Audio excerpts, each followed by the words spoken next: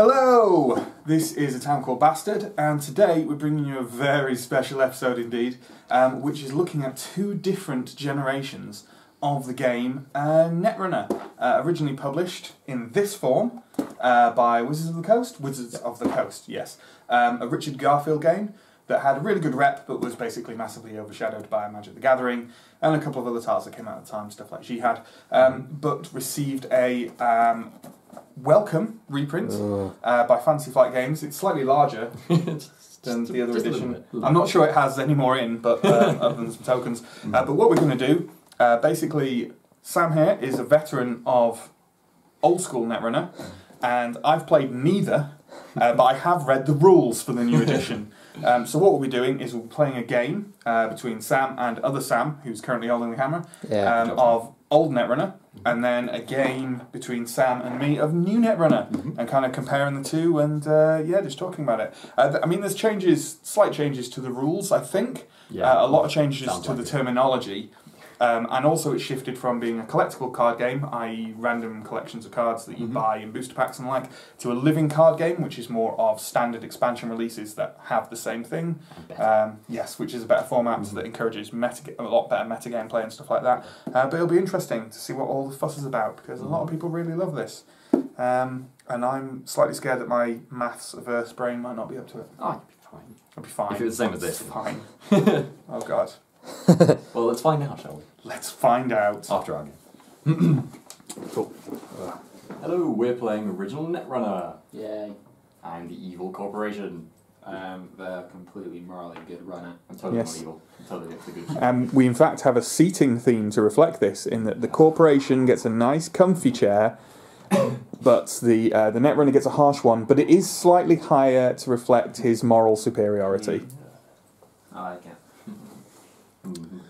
So this won't be a kind of general rules explanation of the original Netrunner or the new Netrunner when we get round to that, but we will mention some concepts, probably, maybe. Yeah. Okay, cool. So, let's get going, shall we? Corp starts. I have to draw a card as my first go. I'm going to play Day Shift for my first action, which is draw 2 cards and get 1 bit. Pretty handy. One bit. Some people are going to be angry because I did the game 1 bit first. Yeah, they will. That's important, Sam. Now I'm going to draw 2 cards. Someone will put a comment with a timestamp on it. What if you draw a card that says you can't take bits, ever? No. I feel that would be a little bit unfortunate. I'm not sure why that would ever be in the deck either, but... Okay. See, for me, the main difference between old and new Netrunner is the weird silvery borders on the cards. I don't know if that's actually showing up on this, because they might just look white, but they are kind of glittery, not glittery, but like shiny silver. Shiny silver, yeah. It's quite distracting. That was my second... Makes me think of like a Panini sticker album or something. It's just a very thick border for some reason. Yeah. Why the border? I can imagine it was just because they didn't have like a decent printing machine that could print all the way to the edge of the cards. That would not surprise me. That wouldn't surprise me. On the back as well. Yeah, it's garish in a very 1990s collectible card game kind of way. It feels very much like it's from the 1990s. Third go, I'm going to play Planning Consultants, which is look at the top 5 cards of R&D, arrange them in any order you choose.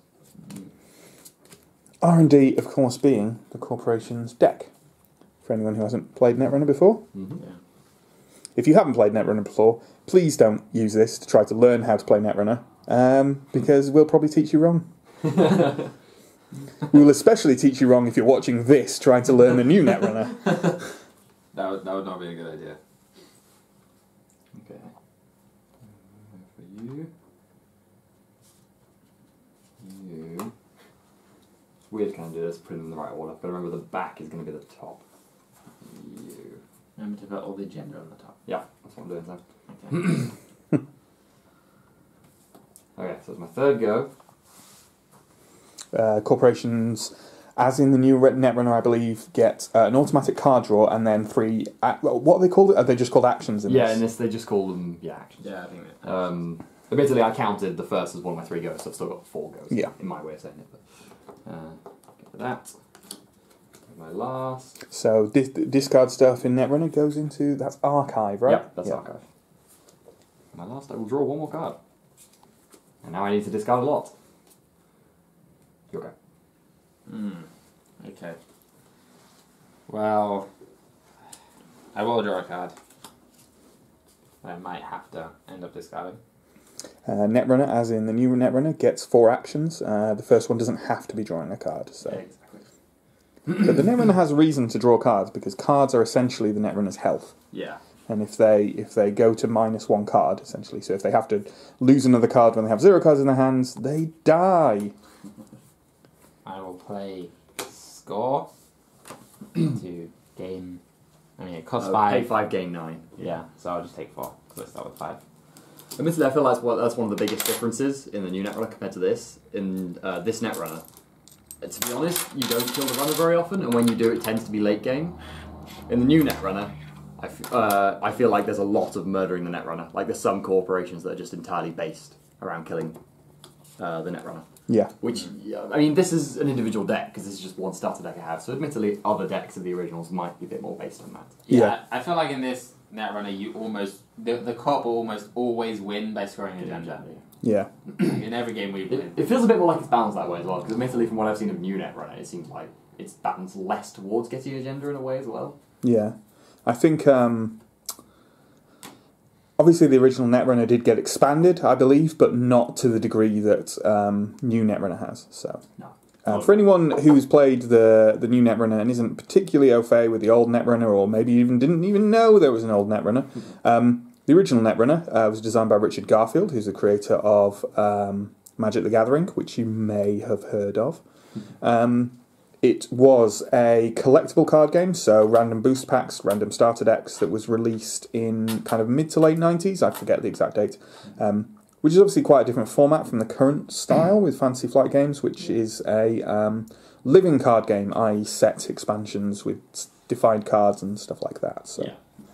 Basically, it meant that in the old Netrunner, it was very, very difficult to be able to build a deck you wanted. Yeah. Which is what I got. I mean, yeah. This is my dad played this for ages as well. He never managed to build a deck despite owning tons of these packs. Yeah, well, it's that buy mentality you get from CCGs. Yeah. There's a reason its nickname is Magic the Crackening. So I'm going to run on your HQ. Run on HQ, eh? HQ being the corporation's hand. Yeah, this is your second go, right? You guys just crack on. You guys just crack on. I'll explain the concept of runs, I guess. Yep. So basically, the Netrunner. Oh yeah. Oh my god! Did you get? What the? Got an agenda already? Excellent. So what just happened there? Here's the win and lose conditions for each side. So the corporation wins by scoring agendas, which are those cards there.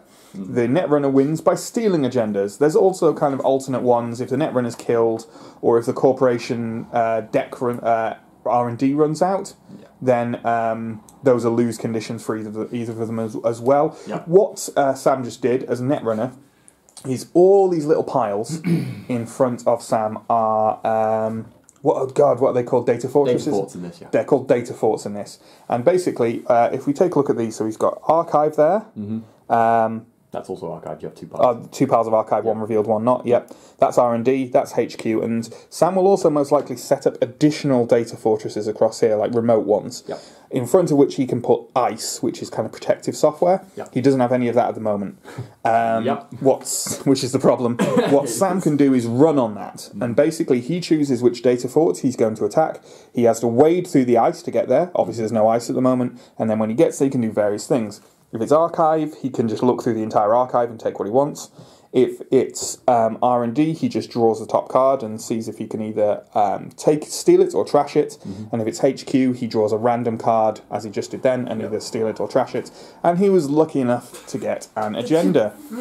You have to get to 7 agenda points to win, and Sam has 3 already. Which is the most that exists in this deck. Okay, Also, I'm sorry, I want to point out before we move on that I think in the original Netrunner, this is one of the differences. When you draw from archives, you only draw the top. Ah, right, As okay. opposed You to don't a look new, through the you entire draw the whole thing. Yeah. Yeah, which is different, I think, because I checked that. last thing I'm going to do is I'm going to install a ramming piston. Ah. A ramming piston. It uses 1 memory. It is noisy, but it's very good at breaking stuff. Wall subroutines. Noisy is a feature that's not really in new Netrunner as well, which I think actually I'm a bit sad they missed, because basically a lot of programs use stealth. I don't think it's in new Netrunner anyway. A lot of programs use stealth, and a lot of my defenses are better against noisy icebreakers. Basically, that's very cheap at breaking things, and very good at breaking things, but it won't work with anything of his that's stealth, and it might make it easier for me to, for example, put a trace on him or a tag on him if he uses it. So there's advantages and disadvantages, but it's like half the cost of a lot of other icebreakers.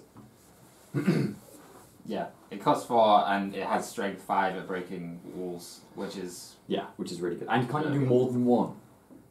That's something that anyway, you can look. So is my go right? I was just thinking, why do I only have 4 cards? That's where I started to tell me 4. Oh yeah. Okay. Anyway, a draw. I know exactly what I'm drawing, which is handy. It's agenda. 1 turn. 2 turns. Is this especially surprising? What Sam's doing, by the way, with that horizontal cards, he's putting down ice. That's ice defending my data port. So now he can't run through them without using icebreaker like that. Yeah.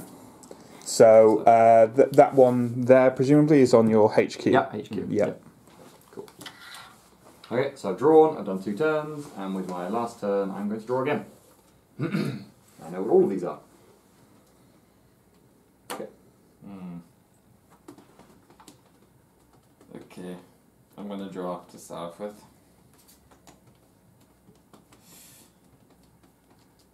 Interesting.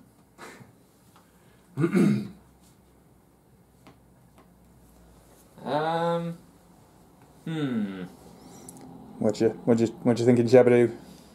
You can run on that ice. Yeah, you can totally run on that ice. I think I might. I think I might.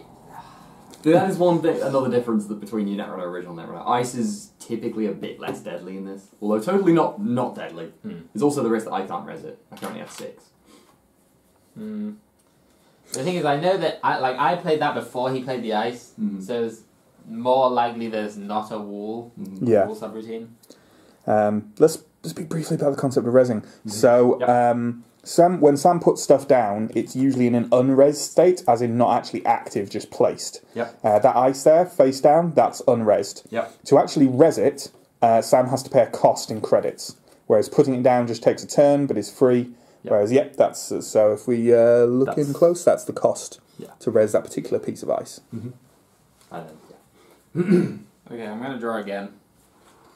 Which has a double effect of the runner not being sure how powerful a piece of ice it is before the runner approaches that piece of ice, and by that time it's kind of too late. It's often reasonable. Tension, bluffing, etc. It's often reasonable to run on a data port if it's got an unres piece of ice on it. That's got only a 3 or 4 bit. Especially if the Netrunner has plenty of cards in their hand as health and I'm gonna play. I mean, if I was Sam, I wouldn't think it was unreasonable to just run on these now. I'm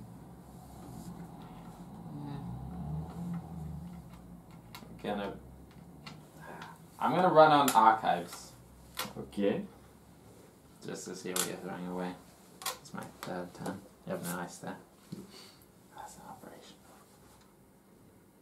operation. Interesting. So presumably that now goes in the face-up pile? Oh yeah, well that's true. I think you can access all of them, but you can't access all of them. Right, gotcha. We should probably double-check the rules of new Netrunner to make sure that's not the case. I think we did, because I was interested when you first said I think we did, but I wouldn't want to give the rules lawyers not to have a chance to tell us we're playing it wrong. So yeah, that's true. You actually do this deliberately, don't you, Matt, just to entertain people? I do. I'm providing them with a valuable adrenaline and endorphin rush. Okay. Now I'm gonna play. Love you really, rules lawyers. Hell's Run as a resource. Wait, resource goes at the back, right? Yeah, there's something here. Programs, hardware resource. Okay. I've never seen that one before.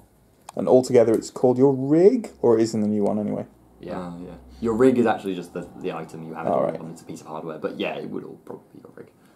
Yeah, I mean... Again, they just named less stuff in this. That card just helps me... It costs nothing and it helps me avoid tag traces a little bit. Oh yeah, that's quite useful, yeah. Oh, does it add link? Yeah, he has a free bit on there to add to his link. So there's a concept in the game, lots of concepts, called tagging and traces. So basically when the court carries out a trace, they have, or once you put a tag, they pitch their trace against the runner's link. Yeah. And if they beat the runner, then they put a tag on them. And with a tag on them, they can do all sorts of nasty stuff. Destroy them. I.e., they're tracing them down. They know where they live. Murder them. Yeah. Am I found thing? I'm taking a bit. Yeah. The difference is, I mean, that'll come up when we do it, but the difference is in this, it's secret, whereas in New Netrunner, it's not. I feel that's something New Netrunner missed out on, actually. But anyway. I can see why. Yeah. I can see why they didn't do it. I think it's because there's way more in-depth tagging and tracing cards, and therefore... Yeah, it makes sense, but still. Okay. Oh yeah, this one as well. Okay.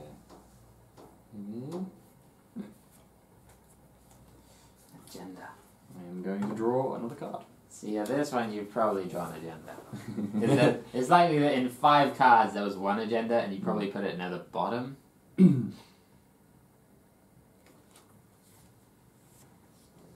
But didn't he rearrange before you got the agenda from his hand?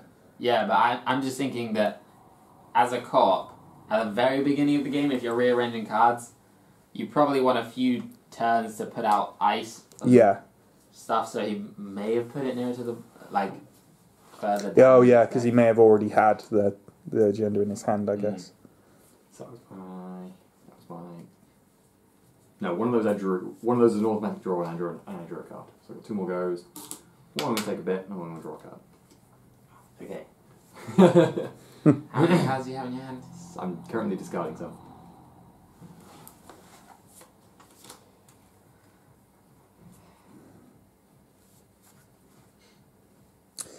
See, this is a big thing about Netrunner, and it's apparent in the old Netrunner as well as the new one, is that right from the word go, right from the beginning of the game, there's tension and there's important choices.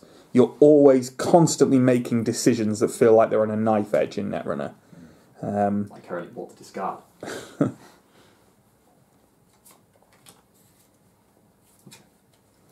Let's have a sneak peek at that corporation hand for the viewers at home. Not that maybe most people will know what's... I can't really show what. Yeah, you can see what those 3 are. Yeah. Those are my 3 agenda. Yeah, 5 agenda. And maybe Netrunner. Just out of interest for folks at home, whether they know what these mean or not is another matter. Yeah, let's see what you're doing there. Yeah. Interesting strategy. I have already drawn a card this time, which is why I have 6. Cheating. I am also cheating, but that's another matter. Okay, I'm gonna play the Seer. Oh, I hate Seer. Oh, Seer's so good. You'll see the Seer. Basically, he can use a turn and pay 1 to just look at anything of mine that's down. Ooh, which is so powerful. Like exposing cards. Yeah. Oh, that is nice. There is an equivalent. I'm not sure it's called Seer, but there's definitely an equivalent card of that in. I think they actually nerfed that a little bit in New Netrunner. I can't remember. I think it's an operation rather than a piece of software. Rather than a piece of software, because that is so. I think that's one of the most overpowered cards in this. Yeah. Because the whole point of the corp is to be secret, and then that. And that just reveals everything. Yeah, that's really good. That's good news. But it costs in the memory, and now that means you can get less other stuff. Yes, memory. Another concept. So the Netrunner starts with a memory of 4, I believe. Is it the same as, and each installed program costs memory. You can add to memory with other pieces of hardware, but it kind of limits how much the runner can put down. Yep, he's currently got 2 memory used already. So. Yeah. And you can get cards that increase the amount of memory that you have. Yeah. Mm-hmm. And check how much it costs to do things for you. Yeah. It does cost 2 for me to use my ramming piston. But it does break 5, which... That is pretty good. It'll probably break anything... Do you need to... I can't remember whether you need to beat or equal in this version of Netrunner. I'll actually just check that really quick. I know in the new one it's equal. Yeah. I think it is as well.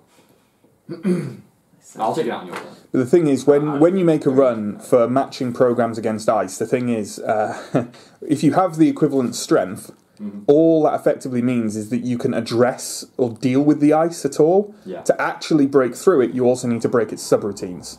which is another matter entirely and a bit more costly. So, yeah, wheels within wheels in Netrunner. Yeah, pretty much. Okay, place piece of ice there. So Sam is now setting up a remote data fortress to put things in, which may be assets or agendas or traps or any number of things. I'm going to play you.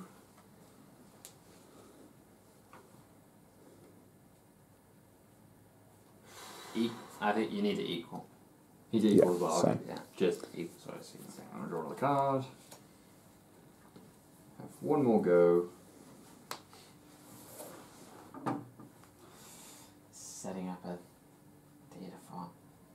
It's going to put some agenda in it. I'm going to play piece of ice there. Oh. 2 empty remote data forts. Okay. The first thing I'm going to do, I'm going to use my handy seer. Oh, surprise, surprise. I'm going to look at this. A1. Let's go. Ice code gate. Strength 3, and it costs him 3 to res it.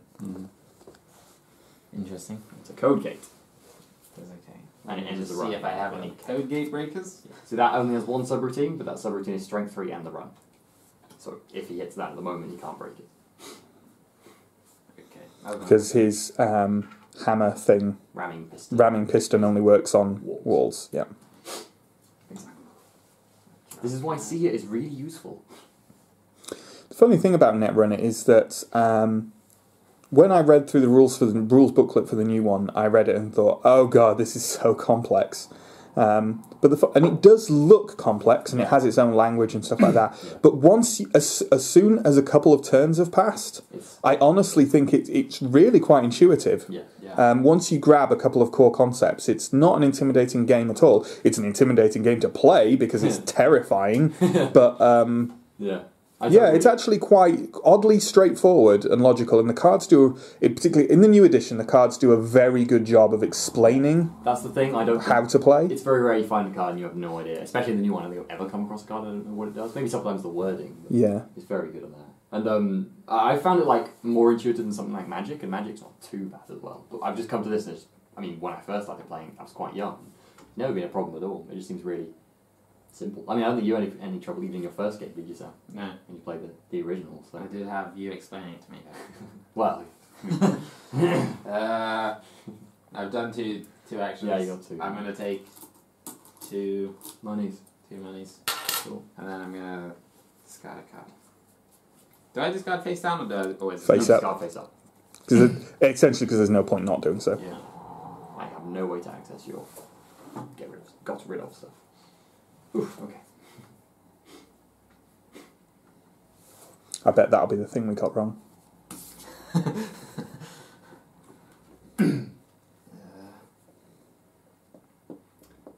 Okay. I'm going to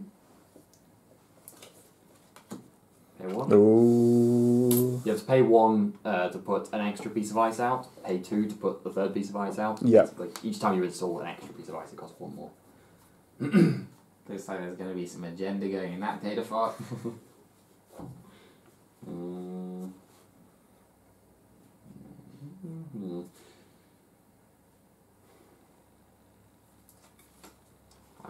play Night Shift, which is just gain 2 bits, draw 1 card. If I remember correctly, the other one was draw 2 cards and gain 1 bit. Yeah. Oh no, I've got to draw the card first, just to annoy people. Okay. 2 bits. That's 3 bits.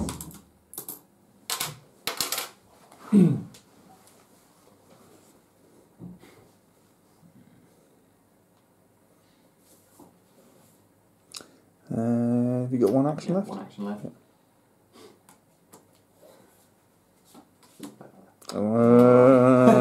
Agenda. So generally speaking, obviously something is now in that data fort. Yep. That might not be an agenda, it could be an asset, it could be any number of things could be waiting for the runner at the end of the ice. If it is an agenda, what he needs to do to score it is to advance it. Yep. That means with it face down, he has to spend actions on putting advancement tokens on it. And if you look at this one that Sam was lucky enough to draw, that requires 5 advancement tokens to complete. So that's at least 2 turns of work. So it takes 1 bit and 1 action to advance. Oh, you actually pay bits in this as well, do you? Do you not pay bits in the original? No. Oh, that's interesting. Okay, you definitely pay bits in this one, you? I don't think so. I might have been playing it wrong. I don't think you do. Wouldn't surprise me if we got rid of that. Okay, I'm going to take one thing. Mm-hmm. I'm going to use this to install raffles. A gentleman thief, presumably? Raffles. I actually have no idea what picture is on this card. What is that thing on the right? It's just like a weird question mark symbol. Weird. Weird. Well, whatever it is, it can break code gates. Uh-huh.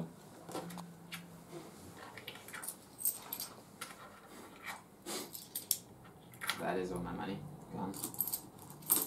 And 2 turns gone. Mm-hmm. Then I'm going to take 1 more money. Then I'm going to run on HQ. Okay.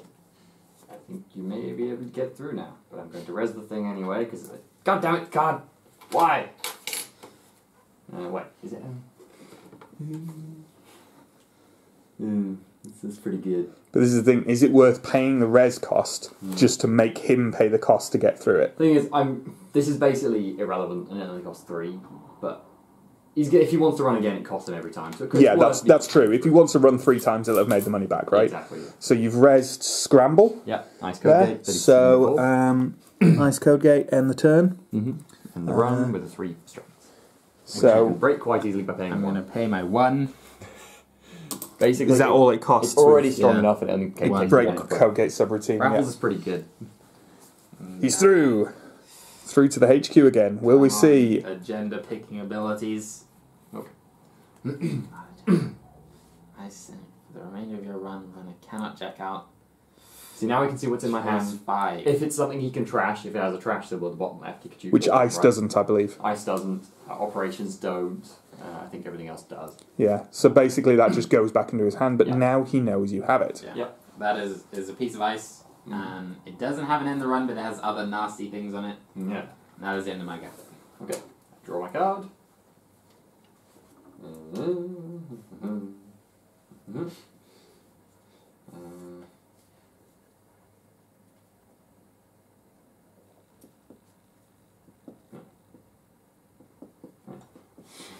Now I need to do some mental maths.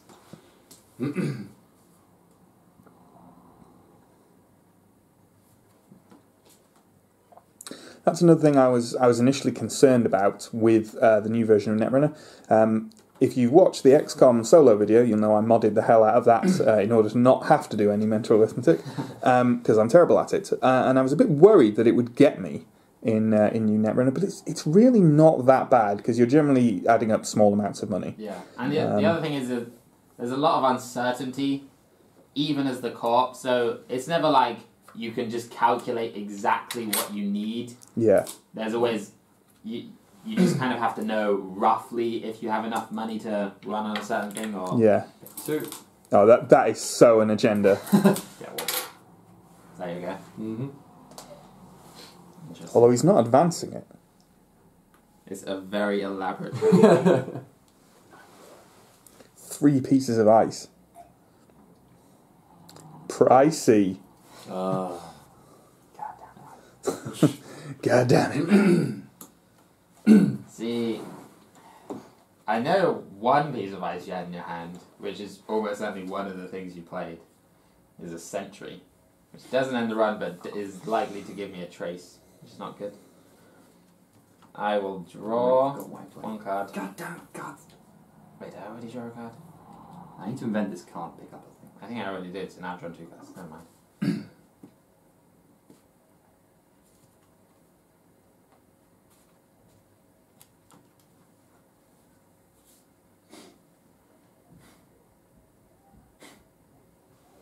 I think it's time to look at the runner's hand again. I think this is worth looking at just for the picture. I'm trying to think what good Nice. good pictures. Costs how much? Must think of what runner cards have good pictures.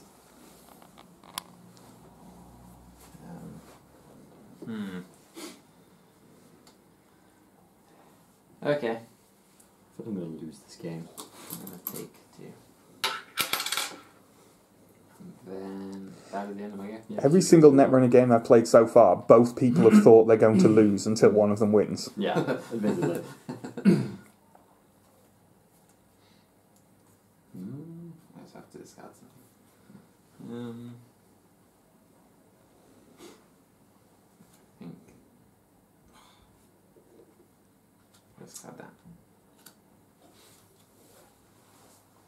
Is he gonna start advancing his agenda? Like that. Oh, Nope. Raw. Mm.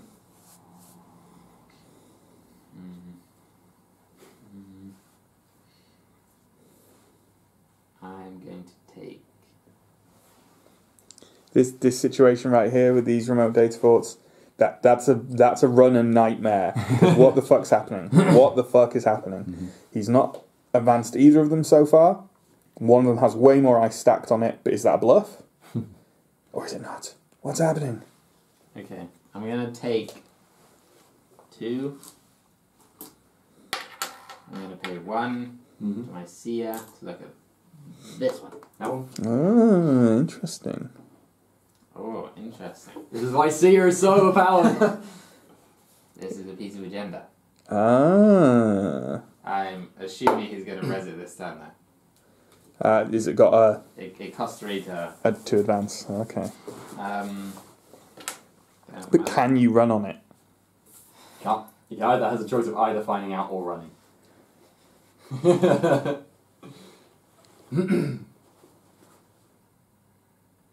we'll run on it. Okay. Why not? Yeah. I'm gonna res it. Am I gonna instantly die? Insta death ice. Oh, Costs God. all 5. Costs 5. I probably won't have had to break it if it costs 5. Pie in the face. Pie as in pie. Yeah.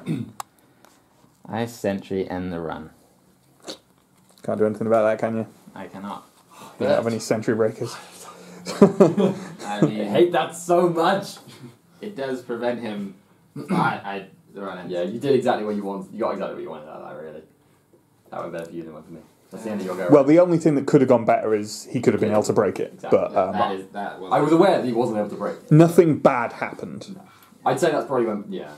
Anyway. And now he knows what that ice is. Exactly, which is, yeah, I was rather hoping you wouldn't decide to do that, so. Draw my card. Going to get 2 monies. Put one of them on there. Of course, because it costs bits in this to... Yeah. I hope we haven't been playing the other one wrong. We might check some rules before we switch. I think we should do that.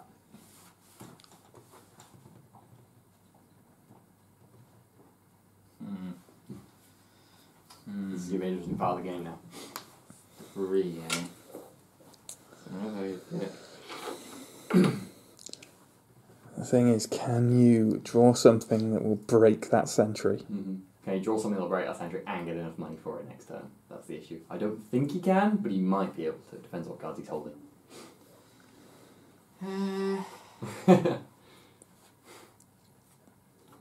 It's a pivotal moment in the game. Oh, that's right. That makes me feel bad. He doesn't have something immediately in hand that can deal with this.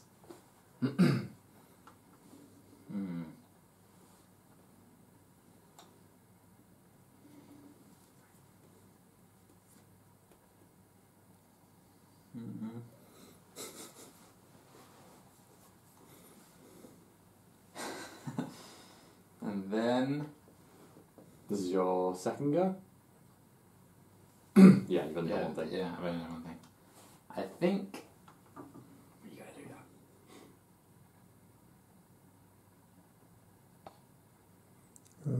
that. I'll take your money. I'll take 1 money. I know what I'd do in this circumstance if I can't break the sentry. I know exactly what I'd do. I'm gonna run on this. Yep. That's definitely a reasonable thing to do. Because I very much doubt he's got the cash to res anything. You know what that is?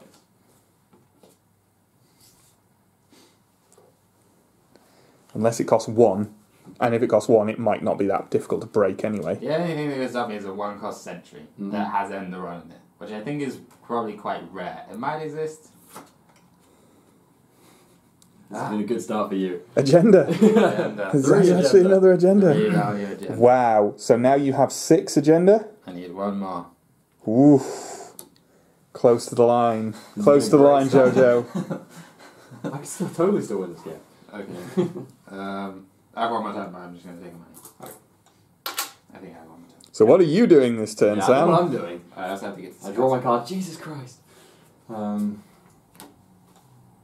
I'm going to get 1 money and put both of the money on here and score that. Yay. I've got 1 point of agenda. 1 point. Oh, man. When I score, I instantly get 5, though, which is nice. Hostile takeover. Oh, right. Is that the effect of it? You gain 5 bits from which is quite nice. immediate. And that's all my turn done. So it's 6 to 1. 6 to 1. Yeah. Yes, it is. 6 to 1. That's 6 to Shabadoo and 1 to Jojo. That's right, isn't it, Jojo? Yeah. It's not the other way around. No, I'm pretty sure that is Okay. right, yeah. Okay. Do I want to draw a card? I don't know if I really want to draw a card. I don't think I want to draw a card. I'm going to...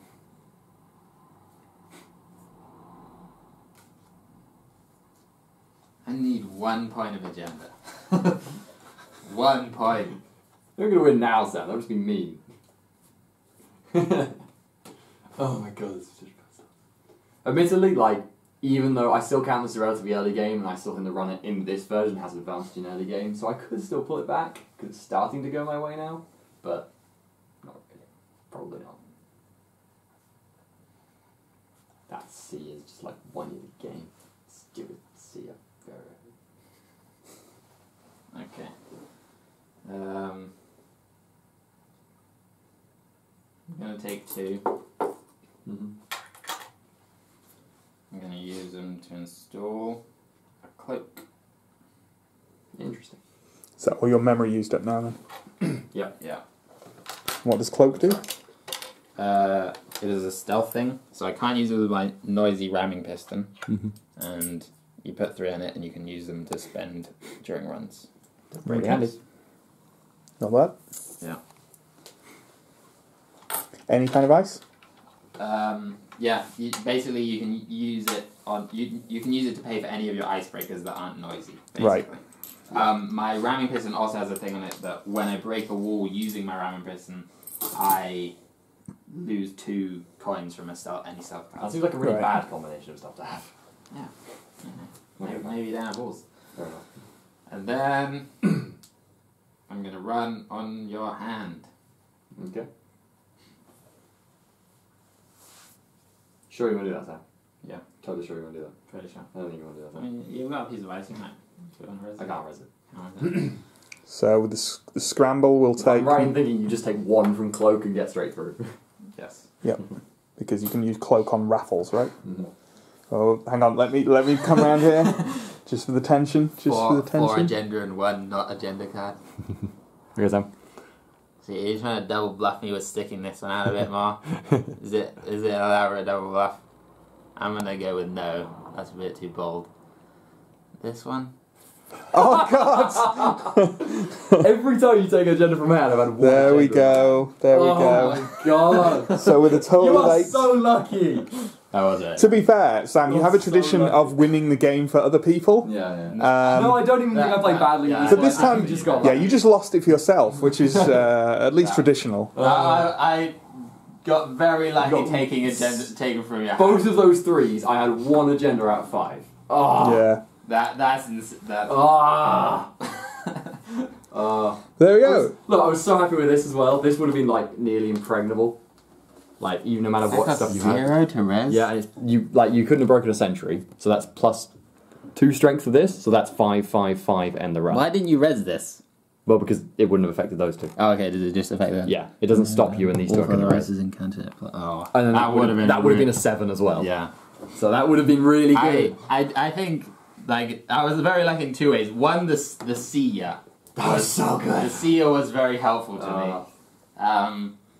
And 2, obviously drawing from your hand. I had 1. I think I drew from your hand 3 times and I got agenda twice. Agenda twice. Yeah, I had I'm very 1 in 5 in agenda. I got a 3 and a 2 like, agenda. Both times you got that agenda, I drew it the previous turn.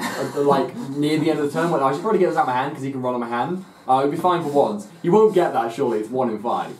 You gotta do better mind games with your hand place, like placing things in your hand. I actually do. I think that might be the problem here. I gotta do better mind games. Oh. I'm annoyed that like all the games we played here have just been kind of worse than our games at home. Oh. Yeah. So that was still good though. That was an interesting game. Was. There we go. Old Netrunner. Old Netrunner indeed. Pretty much like new Netrunner. Pretty much. With a couple of differences and some shiny silver border cards. Yeah. Yeah. Very So there we go. So keep tuned in, and our second episode is coming soon, which will have new Netrunner. And that one's got me in it, so it'll be even better. Making Matt win instead. Yeah. Bye. Bye.